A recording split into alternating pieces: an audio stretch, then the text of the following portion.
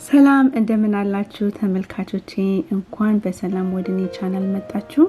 አዲስ ለሆናችሁ ስሜ ለምለም ይባላል። ዛሬም እንደተለመደው በአዲስ ስራ መጥቻለሁ። ዛሬ ይዤላችሁ የመጣሁት ሁለት አይነት የቃተኛ አሰራር ነው። እንደምትወዱት ተስፋ አደርጋለሁ።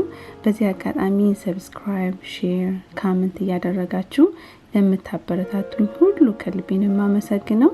እንግዲህ አሁን ወደ አሰራሩ ሄዳለሁ። አብራችሁን ቆዩ። እንግዲህ እዚህ ጋር እንደምታዩት ለስራው የሚያስፈልጉኝ ነገሮች በሙሉ አዘጋጅቻለሁ። ነጭ ሽንኩርትና ዝንጅብል፣ አነስ ያለ ቀይ ሽንኩርት፣ በርበሬ፣ የኢትዮጵያ ቅቤ፣ ቀይ የተፈጨ ስጋና አይብ አዘጋጅቻለሁ። እንግዲህ አሁን ስራውን ስጀምር ሽንኩርቱን መጥበስ ጀምራለሁ። የጋለ መጥበሻ ላይ ትንሽዬ ዘይት አደርጋለሁ። ከዛም ሽንኩርቱን እጠብሳለሁ።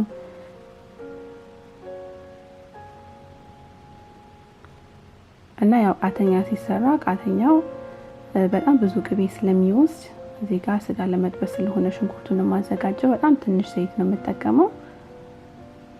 እና እናንተ ምርጫ ከዘይቱ ይልቅ ቅቤውን ከፈለጋችሁ ቅቤውን መጠቀም ትችላላችሁ። ከዛ እዚህ ጋር ነጭ ሽንኩርትና ዝንጅብል አድርጌያለሁ።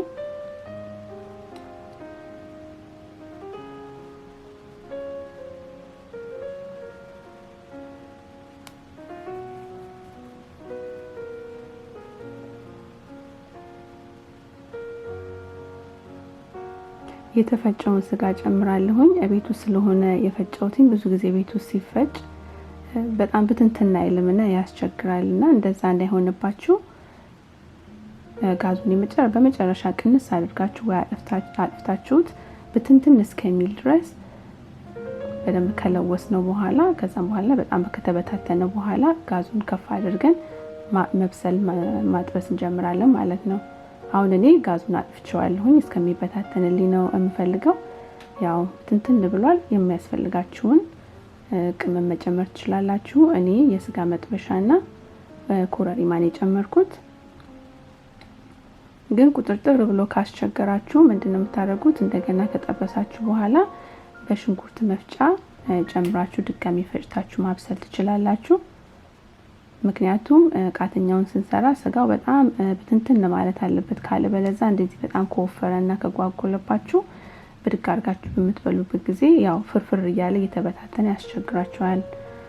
ለዛ ነው ብትንትን ቢል ጥሩ ነው ብዬ ያልኳችሁ። የሚገርማችሁ ነገር እዚህ ኒውዮርክ ውስጥ አንድ ሁለት ሬስቶራንቶች አሉና ቃተኛ ሲሰሩ በቃ ሁሌ ቃተኛ ብላችሁ ስታዙ ብዙ ጊዜ ከአይብ ጋር ነው አብሮ የሚያቀርቡትና እዛ ቤት ሄድን ሁሉ ጊዜ ቃተኛ ሳናዝና ሳንበላ ወተን አናቅም። እና ለዛ ነው ከእናንተ ጋር ሼር ለማድረግ ቃተኛውን በአይብ እዚህ ይዤላችሁ የመጣሁት።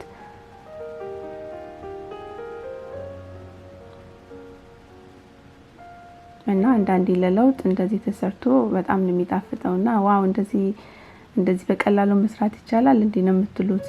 ስትቀምሱት በጣም ነው የሚጣፍጠው። አሁን እንግዲህ ያው እንጀራውን አስፍቼዋለሁኝ። በመጥበሻ ነው እንጀራውን የጋገርኩት።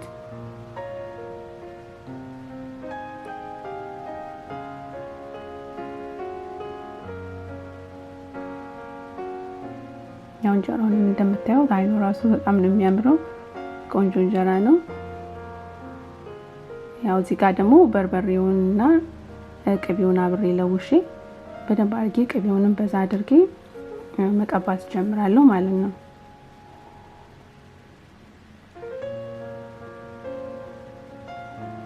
ከዛ ሁሉንም ካዳረስኩ በኋላ በትክክል ትንሽ ካለልኝ በኋላ አወጣዋለሁ ማለት ነው። ለምንድነው እዚህ ጋር አይቡን ያላደረኩት? እዛው ላይ እንዳይቀልጥ ማለት ነው። የእንጀራው ሙቀት ብቻ ይበቃዋል መጥበሻው ላይ ከማደርገው። ከዛ አይቡን እዚህ ላይ እንሰንሰዋለሁ ማለት ነውና ይሄኛውን የምሰራው አይቡን አነሳ አድርጌ ነው። በሚቀጥለው ዙር ደግሞ አሳያችኋለሁ እንዴት አይቡን በዛ አድርጌ እንደምሰራ። ስታዩት የደረቀ ይመስላል ብዙ ቅባት የሌለው፣ ግን ቅድም ስቀባው አይታችኋል በጣም ብዙ ነበር፣ ግን መጦት በስር ሁሉ ወጥቷል። ብዙ ነው ያደረኩበት። ከፈለጋችሁ ደግሞ እናንተ በዚህም በላዩ ላይ መጨመር ትችላላችሁ። አሁን እንግዲህ የእንጀራው ሙቀት አይቡን ከእንጀራው ጋር እንዲጣበቅ አድርጎታል። አያችሁ ቅባቱ ወደ ስር አልፎ እንደውም መክተፊያዬን ሁሉ አበላሽቶታል። ዩዥዋሊ በትሪ ላይ ነበር የማደርገው፣ እንግዲህ አላሰብኩበትም፣ ይቅርታ።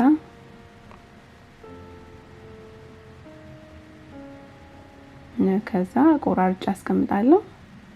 ለአንዳንድ ጉርሻ የምትሆነው ነው ቆራርጬ ማስቀምጠው። ብቻ ብድግ አድርጋችሁ መብላት ነው። ብዙ ስራ አያስፈልግም።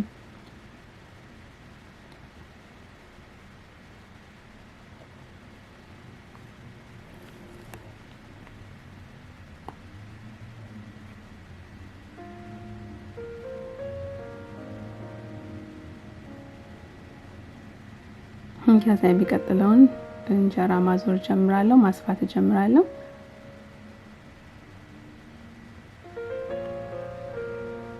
ብዙ ጊዜ አይብ ስሰራ አንደኛው በበተር ሚልክ ነው የምሰራው፣ ሁለተኛው ደግሞ በኖርማሉ ሚልክ አድርግና ትንሽ ቪኔገር በመጨመር ነው አይብ የምሰራውና በቪኔገር በመሰራበት ጊዜ ሁሉ ጊዜ በትንትን አይልልኝም።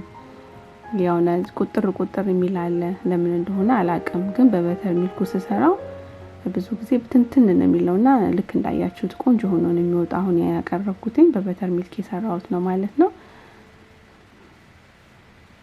እና በትንትን ቢል ሞር ይመረጣል፣ ስትበሉት እየተፈረፈረ እንዳይወጣባችሁ ማለት ነው።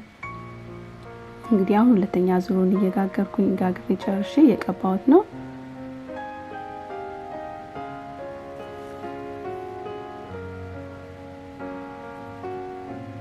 ቅድም እንዳልኳችሁ ስጋውን ስትጠብሱ በርበሬው በርከት ያለ ቅባቱን በርከት ያለ ከፈለጋችሁ ስጋው ላይ ትንሽ በርበሬና ትንሽ ቅቤ መጨመር ትችላላችሁ። ቅድም እንዳልኳችሁ እኔ ብዙ ያልጨመርኩት ለምንድነው እዚህ ላይ ስለምጨምር ብዙ እንዳይበዛብኝ ብዬ ነውና እናንተ እንደፈላጎታችሁ። ከዛ ያው ስጋውን በላዩ ላይ ጠበስኩትን ስጋ እንደዚህ በትንትን እናደርግበታለሁ ማለት ነው።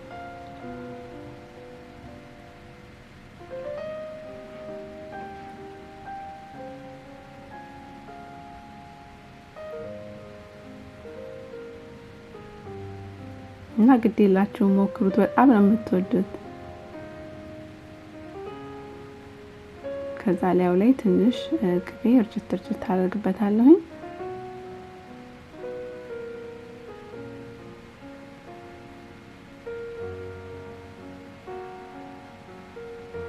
መክተፊያውን ቅድም ስላበላሸው አሁን ደግሞ ፎይል አድርግበታለሁ ከስር። ፎይሉ ሳይሻል አይቀርም።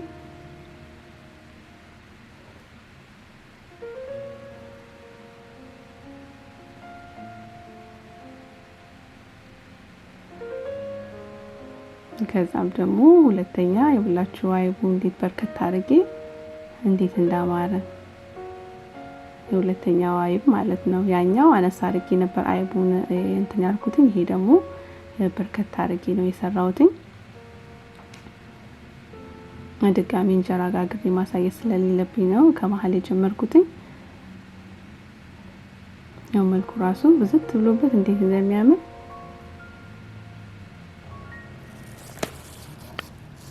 እና እንደዚህ አድርገን በተለየ መልኩ መስራት እንችላለን። ከባድም አይደለም፣ በጣም ቀላል ስራ ነው። ለዛሬ ያሰብኩት ስራ ይሄንን ይመስላል። ስለጊዜያችሁ በጣም ነው የማመሰግነው። በሚቀጥለው ስራ እስከምንገናኝ በሰላም ቆዩ።